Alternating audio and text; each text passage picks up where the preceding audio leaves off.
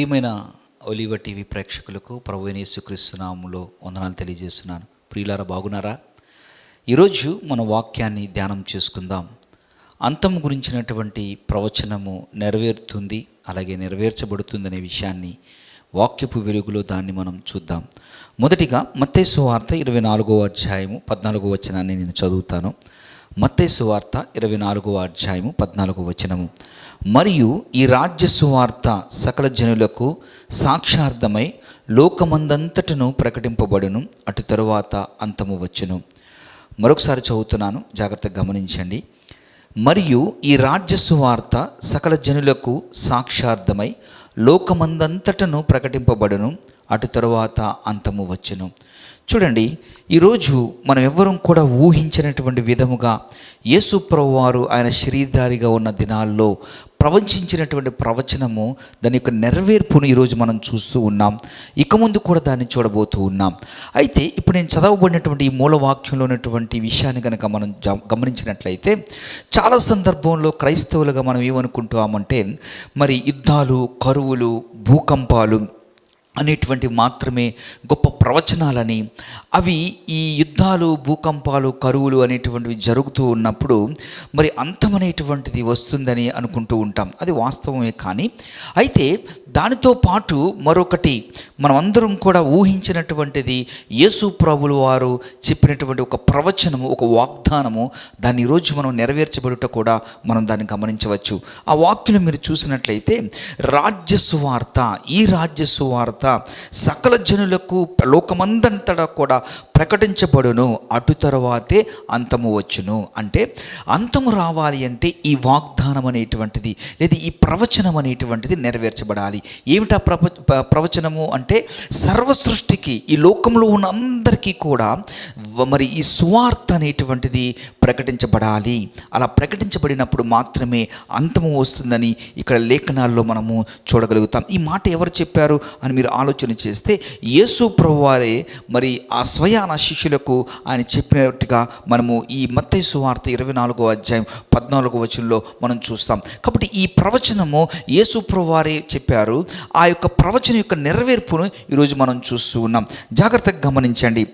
ఈ మొట్టమొదటి విషయాన్ని కనుక మనం చూసినట్లయితే, చాలామంది ఏమనుకుంటున్నారంటే, ఇది అంత్యకాలమా, మనం ఉన్నది ఎండ్ డేస్లో మనం ఉన్నామా, యేసు ప్రభువారు మరి ఆ గొప్ప ర్యాప్చర్లో ఆయన రాబోతున్నారా, లేక ఆయన రాకడకు మనం సమీపంగా ఉన్నామా, లేదా ఈ భూమి అనేటువంటిది అంతరించిపోతుందా అనేటువంటి అనేకమైనటువంటి ప్రశ్నలతో నేటి క్రైస్తవ సమాజం అనేటువంటిది ఉన్నది. అయితే బైబిల్ దానికి చాలా క్లియర్ అయినటువంటి ఆన్సర్ ఇస్తున్నది. చూడండి, యేసు ఇక్కడ చెప్పినటువంటి సమాధానాన్ని కనుక మనం చూసినట్లయితే, దేవుని యొక్క రాజ్య సువార్త మరి లోకమందంతటా కూడా ప్రకటించబడుచున్నది. ప్రకటింపబడవచ్చు అని అక్కడ రాయబడలేదు, కానీ ప్రకటింపబడును అని రాయబడింది. అంటే ఎగ్జాక్ట్లీ ఆ దేవుని యొక్క సువార్త ప్రకటించబడుతుంది.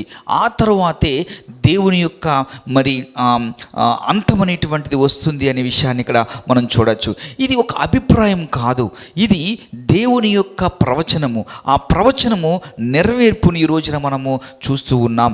చూడండి ప్రియ దేవుని బిడ్డలారా, ఒకవేళ మనము యేసు ప్రభువారి కాలంలోనే మనం ఉన్నామని మనం గమనించినట్లయితే, ఇక్కడ యేసు ప్రభువారి చుట్టూ ఒక 12 మంది శిష్యులు ఉన్నారు. సో మనం కూడా అక్కడ ఉన్నాము అనుకుందాం. నిజంగా వాస్తవానికి ఒకవేళ యేసు ప్రభువారి ఈ ప్రవచనాన్ని చెప్పినప్పుడు మనం ఎలా ఆలోచిస్తాము? నిజంగా ఈ యొక్క సువర్తమానము, లేదా ఈ యేసు ప్రభువుని గురించినటువంటి సువార్త నిజంగా ప్రపంచమంతా వ్యాప్తి చెందుతుందా అని మనం ఆశ్చర్యపడవచ్చు. ఇది ఏదో అలా యేసు ప్రభువారు చెప్తున్నారులే, కానీ ఇది నిజంగా నెరవేర్చబడదు అని మనం అనుకోవచ్చు. కానీ ఇక్కడ చూసినట్లయితే అసాధ్యంగా కనిపించినటువంటి ఈ ప్రవచనము నెరవేర్చబడింది. ఎందుకు అసాధ్యంగా కనిపించింది అంటే, యేసు ప్రభువారు చెప్పినప్పుడు కేవలము 12 మంది మాత్రమే శిష్యులే ఆయన ఫాలోవర్స్ ఉన్నారు. కేవలం 12 మంది మాత్రమే ఆయన వెంబడించినటువంటి వారుగా ఉన్నారు. చూడండి, ఆ దినాల్లో ఇంకా క్రైస్తవం గురించినటువంటి చర్చెస్ లేవు. మరి బైబిల్ ముద్రించేటువంటి యంత్రాలు లేవు, ఇలాగా అనేక మందికి ట్రాన్స్లేట్ చేసేటువంటి యంత్రాలు లేవు, అలాగే టెలివిజన్ అనేటువంటిది లేదు, ఇంటర్నెట్ అనేటువంటి సౌకర్యం లేదు, ఈ సోషల్ మీడియా అనేటువంటిది లేదు. పైగా వారు రోమా సామ్రాజ్యంలో వారి అధికారంలో వీరు ఉన్నారు. కాబట్టి ఈ క్రైస్తవ్యం అనేటువంటిది ప్రబలుతుందని, ఈ క్రైస్తవ్యం అనేటువంటిది లోకమంతా కూడా వ్యాప్తి చెందుతున్నటువంటి ఈ ప్రవచనము నెరవేర్చబడట అసాధ్యమని మరి ఆ శిష్యులు అనుకుని ఉండొచ్చు, లేదా ఆయన చుట్టూ ఉన్నటువంటి ప్రజలందరూ కూడా అనుకుని ఉండొచ్చు. కానీ ఒక గొప్ప సత్యం మనం ఇక్కడ ఏం నేర్చుకోవచ్చు అంటే, ఈ యేసు ప్రభువారు చెప్పినటువంటి ఈ మాట, ఈ ప్రవచనం అనేటువంటిది నేటి దినంలో అది నెరవేర్చబడింది. నిజమే, ఈ 12 మందే మరి ఈ ప్రపంచాన్ని, ఈ లోకానంతటిని కూడా తలకిందులు చేసినట్లుగా మనం చూస్తున్నాం. ఈ రోజున ప్రపంచమంతటిలో కూడా ఎక్కువగా మరి ఆరాధించేటువంటి లేదా ఫాలో అయ్యేటువంటి రిలీజన్ ఏదంటే క్రిస్టియానిటీ అని చెప్పడానికి ఏమాత్రము కూడా మనము సంకోచించవలసిన అవసరం లేదు. ఎందుకు అంటే ఈ వాగ్దానం అనేటువంటిది లేదా ఈ ప్రవచనం అనేటువంటిది నెరవేర్చబడింది అని మనం విశ్వసిస్తున్నాం. అంత మాత్రమే కాదు, ఇంకా ఇది నెరవేర్చబడుతుంది. ఎంతోమంది గొప్ప మిషనరీస్ వారు ప్రపంచం అంతా కూడా వెళ్ళి, ఈవెన్ కొన్ని అనాగరికుల మధ్యన, లేదంటే నరమాంస భక్షకుల మధ్యన, లేదంటే కొంతమంది ఆటవికుల మధ్యన, మరి ఈ యొక్క మరి కనీసం నాగరికత ఎరగనటువంటి వారి మధ్య కూడా వారు వెళ్ళి ఈ సువార్తను ప్రకటించి అనేక మందిని మరి క్రైస్తవులుగా వారు మార్చేటట్లుగా, యేసు ప్రభువుని నమ్ముకునేటట్లుగా వారు చేసినట్లుగా మనం చూస్తాం. కాబట్టి ఈ రోజున యేసు ప్రభువారు ఆ దినాన్ని చెప్పినటువంటి ప్రవచనము అప్పటికి అది అసాధ్యంలాగా కనిపించవచ్చు, కానీ ఈరోజు ఆ ప్రవచనం యొక్క నెరవేర్పుని మనం చూస్తున్నాం. చాలా కమ్యూనిస్ట్ దేశాల్లో, చాలా క్రైస్తవ్యానికి వ్యతిరేకంగా ఉన్నటువంటి దేశాల్లో కూడా ఈ సువార్త అనేటువంటిది వెళుతూ ఉంది. చాలామంది యేసు ప్రభువుని అంగీకరిస్తున్నారనేటువంటి విషయాన్ని మనం గమనించాలి. అయితే ఇంత నేను చదివించినటువంటి మూల వాక్యాన్ని కనుక మనం జాగ్రత్తగా పరిశీలన చేస్తే, మరియు ఈ రాజ్య సువార్త సకల జనులకు సాక్షార్థమై లోకమందంతటా ప్రకటించబడును, అటు తరువాత అంతము వచ్చును. బట్ మనం తెలుసుకోవాల్సినటువంటి ఒక సత్యం ఏంటంటే, మనం అంతం ఎప్పుడు వస్తుందంటే ఈ సువార్త మరి భూదిగంతములన్నిటికీ కూడా అది వ్యాప్తి చెందినప్పుడు, అందరికీ ప్రకటించబడిన తర్వాత ఈ అంతం అనేటువంటిది వస్తుంది. కాబట్టి మనం ప్రస్తుతము చుట్టూ జరుగుతున్నటువంటి పరిస్థితిని మనము చాలా జాగ్రత్తగా పరిశీలించినట్లయితే మనకు ఒక విషయం అనేటువంటిది అర్థమవుతుంది. అదేమిటంటే, మనము అంత్య దినాలకు చాలా దగ్గరగా ఉన్నాము అనేటువంటి విషయము మనకు అర్థమవుతుంది. ఎందుకంటే నేటి దినంలో సోషల్ మీడియా ద్వారా అవ్వచ్చు, ఇంటర్నెట్ ద్వారా కావచ్చు, లేదంటే రకరకాలుగా మరి ఈ యొక్క మిషనరీస్ ద్వారా కావచ్చు, అనేక రీతులుగా ఈ యొక్క సువార్త అనేటువంటిది చాలా వేగముగా మరి ప్రపంచంలో ఉన్నటువంటి అన్ని దేశాలకు వ్యాప్తి చెందుతుంది. అంటే దేవుని యొక్క రాకడకు, ఈ యొక్క అంతానికి మనం సమీపంగా ఉన్నామనే విషయాన్ని మనకు అర్థం చేసుకోవచ్చు. రెండో విషయాన్ని కూడా మనం గమనిద్దాం. అసలు ఎందుకు ఈ సువార్త అనేటువంటిది ప్రకటించబడుతుంది అంటే, ప్రపంచానికి ఉన్నటువంటి ఒకే ఒక్క నిరీక్షణ ఏమిటంటే ఈ సువార్త. When you represent a country, we are represent the country. When you are representing a country, we are representing the people who are living in the country. అంటే ఎవరైతే దేశాన్ని గురించి మనము చెప్తున్నామో ఆ దేశము అంటే ఆ దేశంలో నివసిస్తున్నటువంటి పౌరుల గురించి మనం మాట్లాడుతున్నాం. అంతేగాని ఆ దేశంలో పౌరులు లేకుండా మనం గనక దేశాన్ని మనం రిప్రజెంట్ చేయలేము. అలాగే ప్రపంచము అంటే ప్రపంచంలో ఉన్నటువంటి దేశాల్లో ఉన్నటువంటి ప్రజలందరూ కలిపి నానా రకాలైనటువంటి జాతులు, ఆ భిన్నమైనటువంటి సంస్కృతి, మరి భిన్నమైనటువంటి భాషలు, అనేక మంది కలగలిపినటువంటి ఈ ప్రపంచానికి ఉన్న ఏకైక నిరీక్షణ ఏమిటంటే ఈ సువార్తే. ఎందుకు అంటే, ఈ పాప పంకిలమైనటువంటి ఈ లోకములో, పాప భూయిష్టమైనటువంటి ఈ లోకములో మరి ఈ మానవాళందరినీ కూడా రక్షించగలిగినటువంటిది ఏదయా అంటే ఈ సువార్త మాత్రమే. ఈ పొలిటీషియన్స్ను ఎవరు కూడా మరి ఈ ప్రపంచాన్ని రక్షించలేరు. గొప్ప గొప్ప పొలిటీషియన్స్, గొప్ప గొప్ప సోషలిస్టులు, ఇంకా రకరకాలైనటువంటి అనేక మంది మహాత్ములు ఈ లోకంలోకి వచ్చారు, కానీ వారెవ్వరూ కూడా ఈ ప్రపంచాన్ని వారు రక్షించలేరు. అలాగే ఈ యొక్క ఎడ్యుకేషన్ సిస్టమ్ కూడా మనిషిని ఒక మంచి ఉన్నతమైనటువంటి స్థితిలోనికి లేదా వారి యొక్క మానసిక వికాసం కల్పించడానికి అది ఉపయోగపడుతుంది తప్ప ఈ విద్య మనల్ని రక్షించలేదు. అంత మాత్రమే కాదు, మనకున్నటువంటి టెక్నాలజీ, ఇప్పుడు మనం ఈ ఆర్టిఫిషియల్ ఇంటెలిజెన్స్ ఉన్నటువంటి యుగంలో ఉన్నాం. ఇంకా ముందు కూడా మనము ఎంత మరి ఉన్నతమైనటువంటి లేదా ఇంకా గొప్ప గొప్ప టెక్నాలజీస్ అనేటువంటివి వచ్చినప్పటికీ కూడా ఈ టెక్నాలజీస్ మనల్ని ఇంకా ముందుకు నడిపించగలవేమో కానీ ఇవి మనల్ని రక్షించలేవు. అలాగే చివరకు డబ్బు కూడా మనల్ని రక్షించలేదు. కాబట్టి ఈ లోకంలో ఉన్న పొలిటీషియన్స్ ఐదర్ ఎడ్యుకేషన్, లేదంటే విజ్ఞానము, టెక్నాలజీ ఆర్ ఈ యొక్క ధనము, ఇవేవి కూడా ప్రపంచాన్ని రక్షించలేవు. కానీ ఒక్క సువార్త మాత్రమే ఈ ప్రపంచాన్ని రక్షించగలదు. ఈ సువార్త మాత్రమే మానవాళిని, ప్రపంచంలో ఉన్నటువంటి ప్రతి మానవాళిని, అది ఏ దేశమైనప్పటికీ కూడా, ఏ జాతి మనుషులైనప్పటికీ కూడా, వారు ఏ భాష మాట్లాడినా, వారి సంస్కృతి సాంప్రదాయాలు భిన్నమైనప్పటికీ కూడా, ఎలాంటి వారైనప్పటికీ కూడా ఒక మానవుణ్ణి వారి యొక్క పాపపు స్థితి నుంచి వారిని బయటకు తీసుకొచ్చి వారిని రక్షించగలిగినటువంటి ఏదయ్యా అంటే ఈ సువార్త మాత్రమే. అందుకే యేసు ప్రభువారు యోహాను సువార్త 14వ అధ్యాయంలో ఈ విధంగా అంటున్నారు, నేనే మార్గము, నేనే సత్యము, నేనే జీవము. ఆయన మాత్రమే. ఆయన ఇలా కూడా అనొచ్చు, నేను కూడా మార్గము, నేను కూడా సత్యము, నేను కూడా జీవము అని ఆయన అనొచ్చు. కానీ అలా ఆయన లేదు. ఆయన ఏమంటున్నాడంటే నేనే మార్గము, నేనే సత్యము, నేనే జీవము అని ఆయన ఈ ప్రపంచానికి ఒక సవాలును విసిరినటువంటి ఆయన. అంత మాత్రమే కాదు, ఈ ప్రపంచానికి ఒక మార్గాన్ని నిర్దేశించినటువంటి ఆయన, ఈ ప్రపంచానికి నిరీక్షణతో కూడిన ఏకైక నిరీక్షణ కల్పించినటువంటి ఆయన ఎవరయ్యా అంటే ఈ యొక్క యేసు ప్రభువారే. ఆయన గురించినటువంటిదే ఈ సువార్త. సువార్త అంటే మంచి వార్త. మంచి వార్త అంటే మనల్ని మంచిలోనికి, మనం ఉన్నటువంటి ఆ స్థితిలో నుంచి, ఆ పడిపోయినటువంటి స్థితిలో నుంచి ఒక ఉన్నతమైనటువంటి స్థితిలోనికి తీసుకెళ్లేటువంటిదే ఆ వార్తే ఈ సువార్త. కాబట్టి ప్రపంచానికి కావలసినటువంటి, లేదా ప్రపంచానికి ఉన్న ఏకైక నిరీక్షణ ఏమిటంటే ఈ సువార్తే. కాబట్టి మనం గమనిద్దాం, అసలు సువార్త అంటే ఏంటి, సువార్త అంటే ఏమిటి అని మనం ఆలోచన చేస్తే, ఈ బైబిల్ అంతటిని కూడా మనం గమనించి, లేదా ఈ కొత్త నిబంధన అంతటిని కూడా మనం గమనించినట్టయితే, దాన్ని మనం గనక దాన్ని అనలైజ్ చేసినట్లయితే, దాని అంతటి యొక్క సారాంశాన్ని స్కిమ్మింగ్ చేస్తే 3 విషయాల్లో సువార్తని చాలా సులభ రీతిలో మనం చెప్పవచ్చు. అంటే సువార్త అంటే ఏంటంటే, యేసు ప్రభువారు నా పాపాల నిమిత్తము ఆయన మరణించాడని, ఆయన సమాధి చేయబడి ఆ మరణాన్ని గెలిచి ఆయన పునరుద్ధానుడయ్యాడని, మూడవది ఆయన యందు విశ్వాసం ఉంచితే మనకు ఆ నిత్య జీవాన్ని, పరలోకాన్ని ఆయన అనుగ్రహిస్తాడు అనేదే సువార్త. ఇంతకు మించినటువంటి సువార్త మరొకటి ఏమి లేదు. చాలా సింపుల్, చాలా ఈజీగా మనకు అర్థమయ్యేది, చాలా సింపుల్గా, అతి సామాన్యమైన వారికి కూడా వారికి చాలా సులభంగా అర్థమయ్యే రీతిలో మనం ఈ విధంగా చెప్పచ్చు. సువార్త అంటే యేసు నా పాపాల కోసం ఆయన మరణించాడు, ఆయన సమాధి చేయబడ్డాడు, మరణాన్ని గెలిచి పునరుద్ధానుడయ్యాడు. రేపు మనం ఆయన ఎందు విశ్వాసం ఉంచితే మనకు ఆయన నిత్య జీవాన్ని, ఆ పరలోక రాజ్యాన్ని మనకు అనుగ్రహిస్తాడు. ఇదే సువార్త.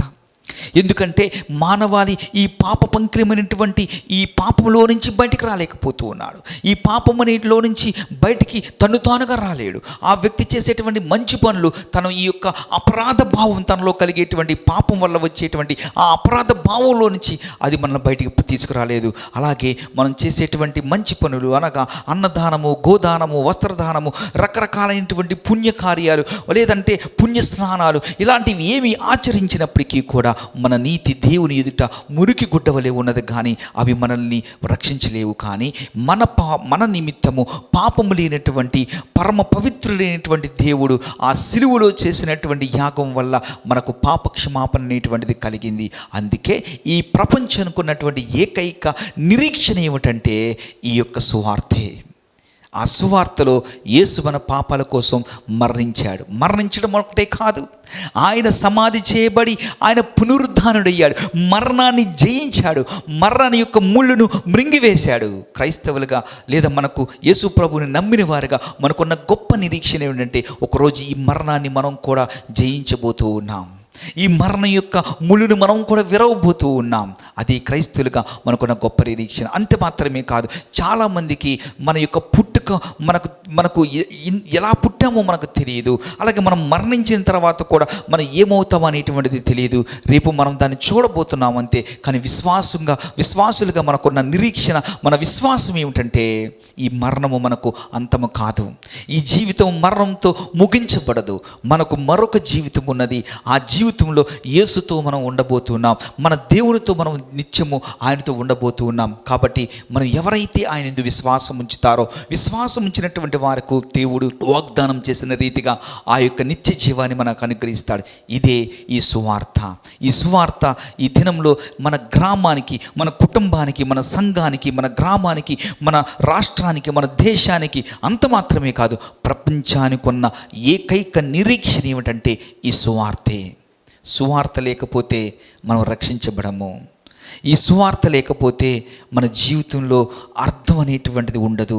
మన జీవితానికి అర్థము, పరమార్థం అనేటువంటిది చేకూర్చబడాలి అంటే ఈ సువార్త ఒక్కటే పరిష్కారం అనే విషయాన్ని ఈరోజు మనం తెలుసుకోవాలి. అందుకే ఇక్కడ దేవుడు చెప్తున్నాడు, సర్వలోకానికి ఈ రాజ్య సువార్త లోకమందంతటా ఉన్నటువంటి వారందరికీ ప్రకటించబడుతుంది, ఆ తర్వాతే అంతము వస్తుంది. ఈరోజు చూడండి, ప్రపంచవ్యాప్తంగా ఈ సువార్త అనేటువంటిది అనేక రీతుల్లో అది ప్రకటించబడుతున్నది. కాబట్టి ప్రియ దేవుని బిడ్డలారా, ఈ సువార్త అనేటువంటిది చాలా ప్రాముఖ్యమైనది. మూడో విషయాన్ని కూడా మీకు తెలియజేయాలని ఇష్టపడుతున్నాను. అదేమిటంటే, ఇక్కడ చదివినటువంటి మాటలో రాజ్య సువార్త అని రాయబడింది.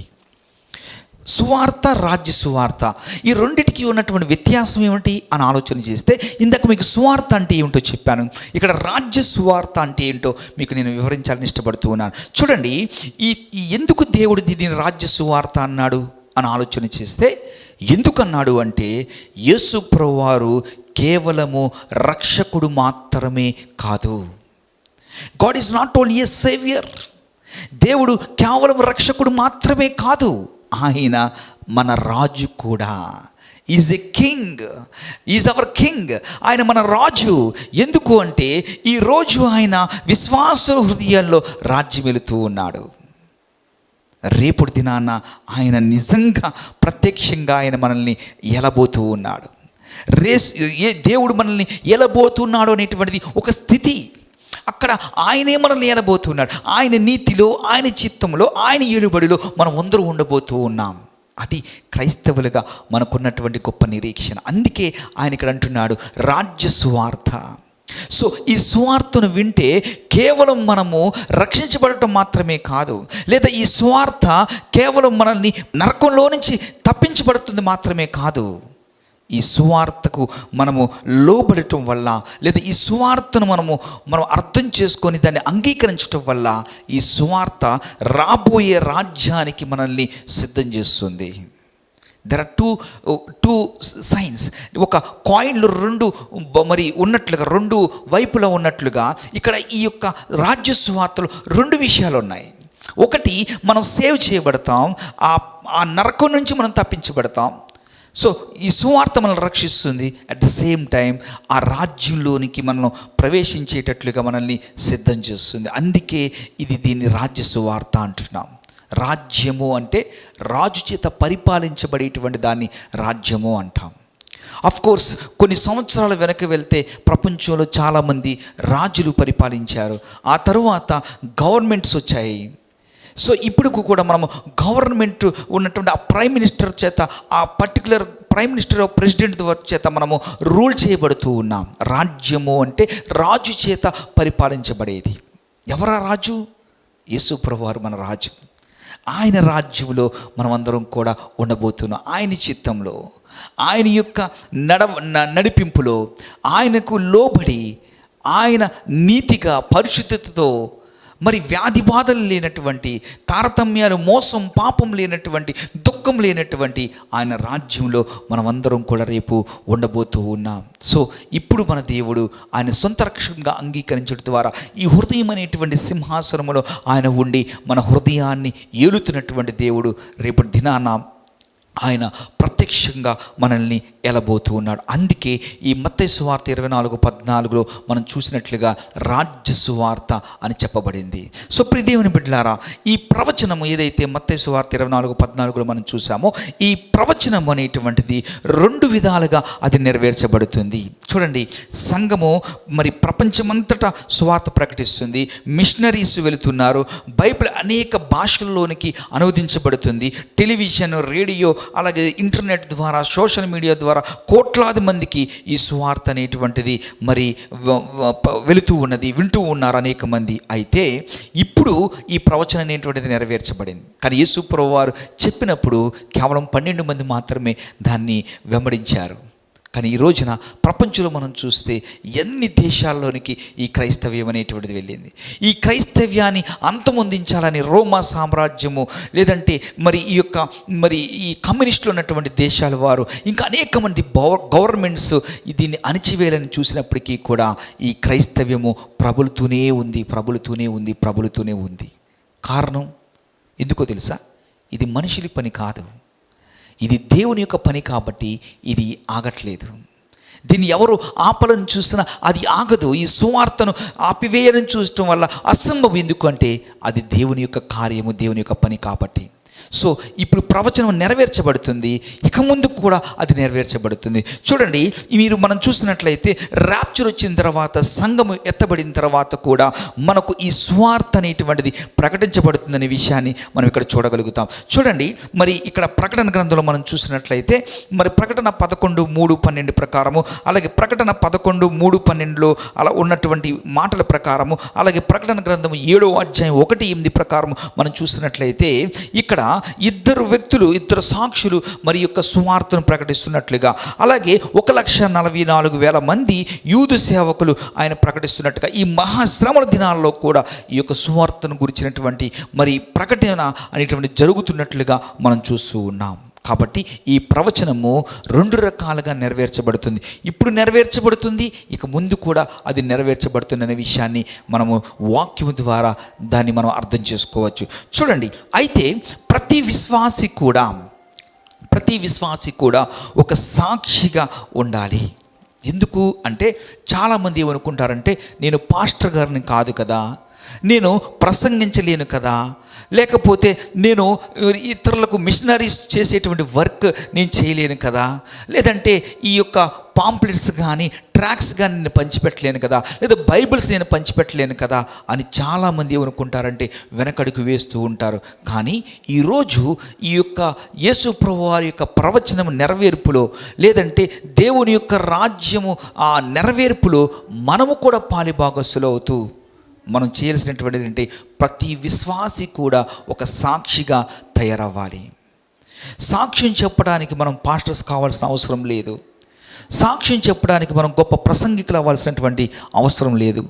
మనము ఈ సువార్తను గురించినటువంటి సాక్ష్యం చెప్పడానికి మనకి థియాలజీ తెలియజేయాల్సినటువంటి అవసరం లేదు, లేదంటే థియాలజీ కాలేజెస్లో ఈ యొక్క వేదాంత పాఠశాలలోకి వెళ్ళి మనము ఆ వేదాంతాన్ని అభ్యాసం చేయాల్సినటువంటి అవసరం లేదు. కానీ నిజ జీవితంలో దేవుడు నీ జీవితంలో ఎలాంటి మార్పును తీసుకొచ్చాడో అది ఇతరులకు మనం చెప్పగలిగితే అదే మనం యేసు ప్రభువారికి ఒక సాక్షిగా ఉన్నట్లుగా అర్థమవుతుంది. ఎవరికి చెప్పాలి? మొదట మన కుటుంబంలో ఉన్న వారికి చెప్పాలి. రక్షించబడినటువంటి మనము మన కుటుంబంలో వారికి చెప్పాలి, మన రక్త సంబంధికులకి చెప్పాలి, అలాగే మన స్నేహితులకి చెప్పాలి, మన సహ ఉద్యోగులకు మనం చెప్పాలి, అలాగే మన పొరుగు వారికి ఈ సువార్తను మనం ప్రకటించవలసిన వారుగా ఉన్నాము. ఈ భారాన్ని కలిగినటువంటి వారుగా మనం ఉండాలి. కాబట్టి ప్రతి విశ్వాసి కూడా ఒక సాక్షిగా ఉన్నప్పుడు దేవుని యొక్క సువార్త చాలా విరివిగా అది ప్రబలుతూ అనేక మంది హృదయాల్ని తాకుతూ అనేక మంది దేవుని తట్టు తిరిగేటువంటి వారుగా ఉంటారు. అయితే ఈ విశ్వాసి అనేటువంటి వారు ఎలా సాక్షిగా ఉండాలో అంత మాత్రమే కాదు, ఒక బేర్ ఫుట్ ఇవాంజలిస్ట్గా ఉండాలి. What is meant by bear foot evangelist అంటే ఇక్కడ బైబిల్ కళాశాలలో మనం థియాలజీ చేయాల్సినటువంటి అవసరం లేదు. నా ఉద్దేశం చేయకూడదని కాదు, కానీ అవకాశం ఉంటే మనం చేయొచ్చు.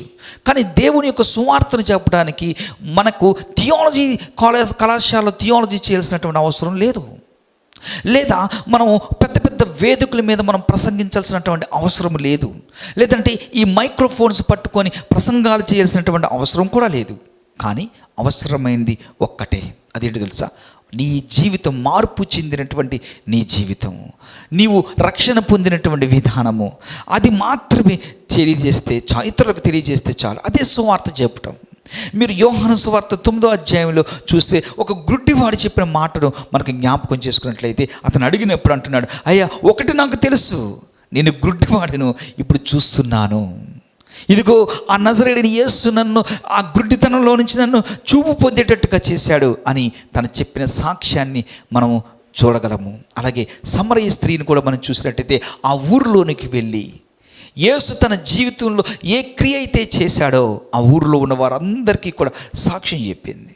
ఆమె ఏం ప్రసంగం చేయలేదు, లేకపోతే థియాలజీని బోధించలేదు, ఆమె ఏమి పెద్ద వేదికలను ఏర్పాటు చేసుకుని ఏమీ చేయలేదు. జస్ట్ తన సాక్ష్యాన్ని ఇతరులకు పంచుకున్నది. కాబట్టి ఈ రోజున మనము ఒక విశ్వాసి, ప్రతి ఒక్క విశ్వాసి కూడా ఒక సాక్షిగా ఉండి తన సువార్తను చెప్పగలిగితే దేవుని యొక్క రాజ్య వ్యాప్తిలో మనము కూడా మన వంతు పనిని మనం కూడా చెయ్యొచ్చనే విషయాన్ని మనం అర్థం చేసుకోవాలి. We must be A bear foot evangelist.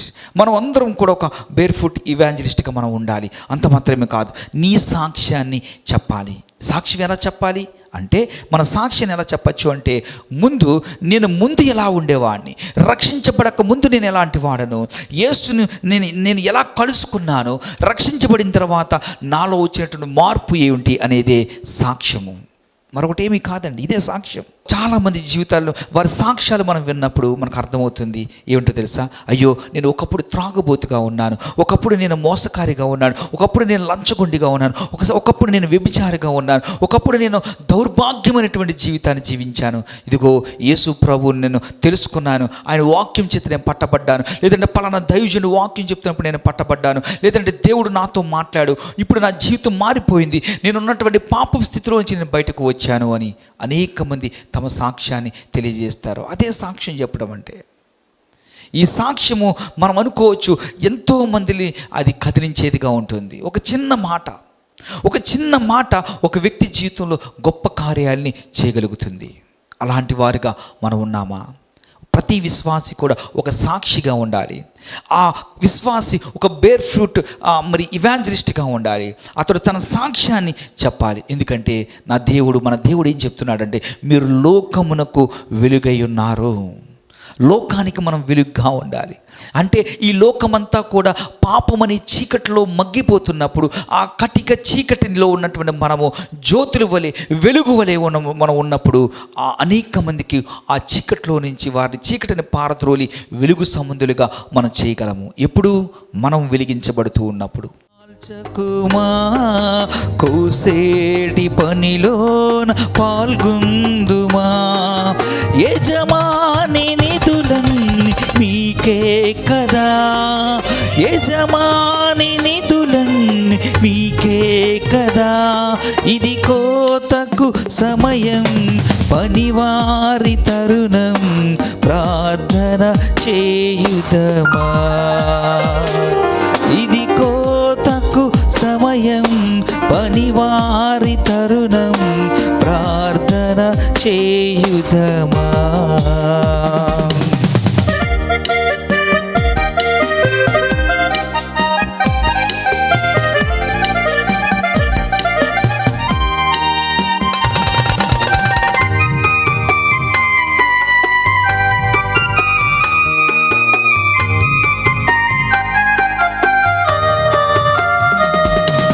శ్రమలేని ఫలితంబు మీకీయగా, వలదంచు వెనుదీసి విడిపో